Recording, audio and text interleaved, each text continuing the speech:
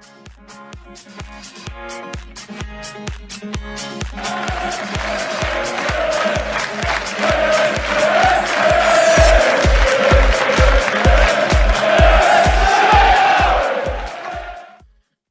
everybody, welcome back to the Stacey West Preview Show. My name is Jake. We're here for another episode today.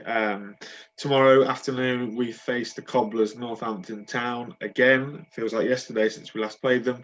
We're joined with Cobblers Vlogs, aka Matt Salmons. Matthew, how you doing, mate? You all right?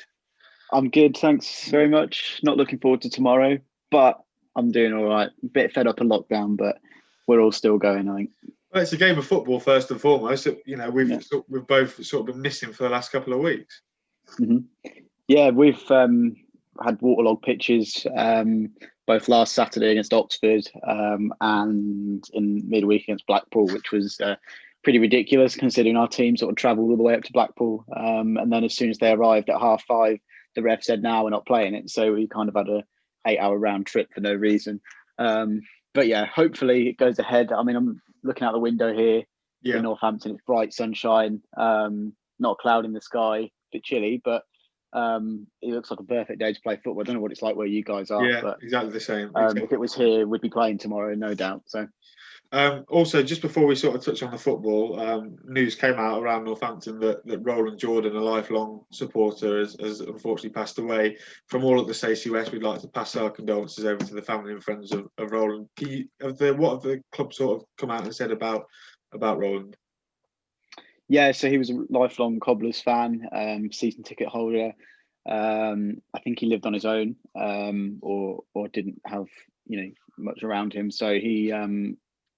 The Cobblers went and took him the playoff trophy. We obviously won the playoffs last season, and they went and took him the trophy.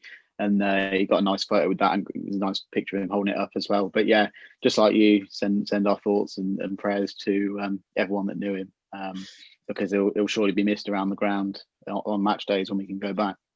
So we'll talk about the football now, even though you probably might not want to, based off last time. But Northampton have really sort of picked up since that drubbing before Christmas. Beating Gillingham at home and then getting a credible point against Sunderland. Where has that sort of come from? Because you guys looked a bit dead and buried when we came up to Sixfields. Yeah, I think it was the break over Christmas, because after we played you, we didn't play again until we played Gillingham. I don't think. I might be wrong. No, because our Boxing Day game was postponed against Ipswich. So I think that gave us a good break. We could get our ideas out on the training field. I'm sure you guys have had a lot of Saturday, Tuesday. So you don't really get much time to implement your ideas. You're more probably focusing on the opposition in training. So I think we had a bit more time just to kind of reset and go again, is the sort of common phrase that people come up with, isn't it? So the Gillingham looked awful. They couldn't string a pass together. They didn't. I think we must have caught them on a really off day, a really bad off day. But at the minute, looking at some of their recent results, it doesn't seem like they can buy a win. So, and then Sunderland, it was a windy day. Our pitch was our pitch, and yeah, there just seems to be a lot more of a togetherness. I think the answer is probably Alan Sheehan at the back. I'm sure we'll come on to talk about sort of key men later, but he was out for a couple of games. I can't remember if he played against you guys or not. But he was out for a few games and we were terrible. And most of the games that he's played, I think we've got some kind of positive result out of, or maybe lost by the odd goal rather than 4 or 5 or whatever. Yeah. So yeah, we've gone from conceding, I think 10 goals in like 3 games, playing you guys, Oxford and Crewe before that. And then the last 2 games we've conceded 1 against Gillingham and nothing against Sunderland. So yeah, we're doing all right. There seems to be a bit more of a togetherness about the team now. And things are looking up at the minute. I'm sure 5:30 tomorrow it will be everybody will be against Curl again. So we'll actually give you a bit of a stat about Sheehan. He signed for Lincoln last season, played 1 game, has a 100% win record with the club. Played against Burton on the last game before lockdown and gave away a penalty for a handball. Absolutely ridiculous. But you could sort of tell that he was a player that was going to come in and take charge of the dressing room. Has he done that sort of thing at Northampton? Definitely. Well, our defence has been a real problem this season, as you probably saw when you played us. Horsfall, Bolger was made the captain, and last season we had Charlie Good there, who was vocal, loved to wind people up, and was really good at organising the defence. And Bolger didn't really seem like that kind of vocal leader at the back, and I think that's what we were missing. And Sheehan's come in, and he's brought that. We kind of had Alan McCormack last season in central midfield who did that as well, and people kind of compare it to him. So yeah, I think it's that leadership in the dressing room that he's definitely brought into that defence as well, because they seem a lot more organised and they seem to kind of know what they're doing a bit more. Has the pressure come off Keith Curle a little bit? Because I remember there were a few daggers probably pointing in his direction after, back-to-back 4-0 defeats. Has the pressure sort of eased on him a little bit? Is he sort of amongst the fan base the right man to take the Cobbers forward? Yeah, he's always divided the fan base ever since he come in. His sort of style of play, which is quite direct at times, his politician-like answers in his interviews kind of don't sit well with many people. So he's always divided opinion. Yeah. I'm one for giving managers time, and I wanted him out after that Lincoln game last time. But then I was kind of like, the next day I kind of reassessed it. I was like, they're top of the league. They're a really good side. We're aiming to stay up. We shouldn't be expecting to beat Lincoln, but maybe we shouldn't be losing 4-0 to them, sort of thing. So yeah, I think he's bought himself time by what he did last year with the promotion and the stuff he's done off the pitch, like we mentioned with Roland earlier as well. I think he did phone calls with him. So the stuff on and off the pitch, I think, have kind of bought him a bit more time in the pandemic as well. We probably can't afford to sack him at the minute. So yeah. I think the pressure has come off him. The pressure won't be on him on Saturday. If we play as badly as we did in the first game, then it probably will be back. But as long as we give a decent account of ourselves on Saturday, I think he'll be all right. And he's been quite busy so far in the transfer window. 3 signings at the minute. Quite a few gone out in the last couple of hours, from what I can remember. Miller from Rotherham, Edmondson from Leeds, and Morris from Portsmouth. Just what are your initial reactions to those players coming in? Yeah, well, the Mikael Miller one was, I thought it was a bit of a surprise, but everybody seemed to think that Curle had tried to sign him, ever since he joined us, and he had, looking back through it. So he seems like a more of a pacey signing. He's not had much of a chance at Rotherham. People say he's been to Scotland and he didn't really do too much there. He did okay. And then, so he looks okay. Ryan Edmondson was another one that was sent to Scotland. Aberdeen, I think that's where he went. And Aberdeen brought him in to replace their star striker. I don't know who it was, but and their striker ended up staying. So Edmondson wasn't really given much of a chance as he probably would have wanted to. But he seems like a better replacement for Harry Smith, who's gone out on loan to Motherwell just yesterday or the day before. So he seems like a target man, but he's also got a bit of pace about him as well. So I think Edmondson and Rose should maybe be the combination up front. We've now got about 6 strikers in the club that we could play up front, so plenty of choices there. And then Bryn Morris as well, coming in from Portsmouth. I said to Bryn Morris. Twitter, before my friends who were Wycombe Wanderers fans were raving about him when he was at Wycombe for that season, and you guys have managed to sign him this year. Yeah, he was at Portsmouth, wasn't he? He's obviously on loan to us, but he was in the Portsmouth team at the start of the season, and now he doesn't seem to be getting anywhere near it. Portsmouth fans were also quite divided on him, but then Portsmouth back in 2015 told us that Ricky Holmes was rubbish, and he's now a Cobblers legend. So we'll probably never trust a Portsmouth fan's opinion again. But yeah, Wycombe fans, yourself as well, really highly rate him, and I think hopefully creativity is something we've missed in this midfield so far as well. Hopefully he can bring that, as well as Keith Curle's also said he can do the dirty work as well as being able to pick out a pass and open up games. So hopefully he'll be a good addition as well. And we're getting to the halfway point of the season now. Northampton 20th place as it stands. What are your are you thinking that they can stay up, or are they looking like they're going to slip back down into League Two? Yeah, I don't know. I'm always optimistic, so I think we'll stay up. But I think every Cobblers fan will agree that if it's by a goal, by a point, as long as we're 20th, that's fine. And then we can push on next season to maybe closer to mid-table or higher up in that bottom half, if you like. I think we will stay up. I think the thing I've always banged on about is there's got to be 4 teams that are worse than you. I think Burton looked pretty dead and buried, even though, well, Yep. even by pointing Hasselbank, that's probably even sort of re-emphasised that. So Burton looked pretty dead and buried. Who else is down there? Wimbledon, I think somebody said on the live stream, I can't remember if it was you that I was doing the other night, that said Wimbledon always find a way to stay up. Yeah.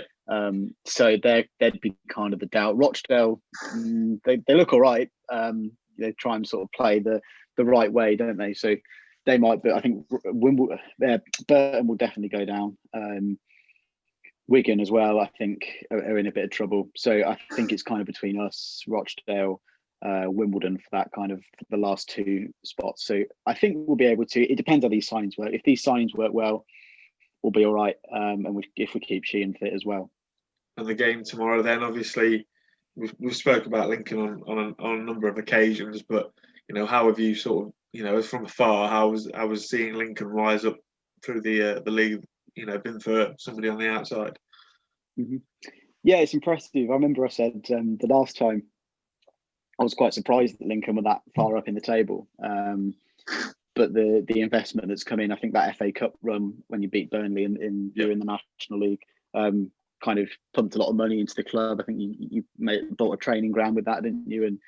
And all that sort of stuff. So yeah, it's been nice to see. It's nice to see that one of the smaller teams is quite a nice sort of non-league ground as well. The way you look at it. So it's nice to see one of the smaller sides doing better in the division. It's like Accrington there, up there again this season in terms of just outside the playoffs. So it's nice to see them doing well.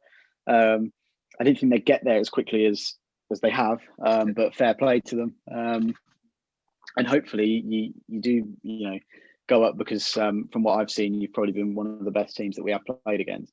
I was going to say, you said there that, on the last time you came on the preview show that you were surprised that Lincoln were amongst the bigger boys in the division. Having seen us play on iFollow at Sixfields, would that statement, would you maybe retract that and maybe think that we probably deserve to? Yeah, definitely. Yeah. Yeah, I think so. I watched the first half of the game against Posh, which, you played all right then as well. So, yeah, I think you'll be up there at the end of the season, and looking at the quality as well. Might not have heard of some of the players that I said last time, but looking at them now, they all look dangerous. Got the guys that you told me about: Scully, Johnson, Grant, Monsma as well. And if Callum Morton comes back fit as well, I'm going to keep saying him. Yeah. If he comes back fit, then he'll be good for you up front. So yeah, not surprised to see them up there now. Not surprised to still see them up there, and hopefully you don't drop off and can get into the Championship. I think you might be fortunate that our goal scoring centre half, Lewis Monson, was actually out injured for the game on game tomorrow, which might be good for you guys. But who are the players that Lincoln fans should be looking out for? On iFollow tomorrow. Difficult because I don't know who he'll play because Curl just chops and changes it a lot. I think you'll notice our left wing back Joseph Mills. He's missed sort of 20 games, I think, of the season. He was Forest Green's top scorer last year from left wing back. And we thought he was a fantastic signing when he came in. He looked good when he signed for us. I think he scored a couple of goals in the Papa John's Trophy. I think he got one in the league as well, or a couple of assists. And we've kind of struggled to have that balance down the left. When we played Joe Martin there, he's more of an out-and-out left back. And Nicky Adams, looks like he's going to be on his way out as well. He seems to be more a left winger. So it's quite hard to get that sort of attacking defensive balance, which I think Mills brings. So hopefully, I think he'll be one to watch. Benny Ashley Seals had a real turn of form as well recently. He's looked much more dangerous. I think he scored a couple too. So he'll be one to watch if he starts. And then Edmondson and Miller as well, the two new signings who obviously weren't there last time. So yeah, Sam Hoskins as well, Danny Rose. There's quite a few, but you never know what formation we're going to play or who's going to play in it. So could be anyone. And how are you going to be watching the game tomorrow afternoon?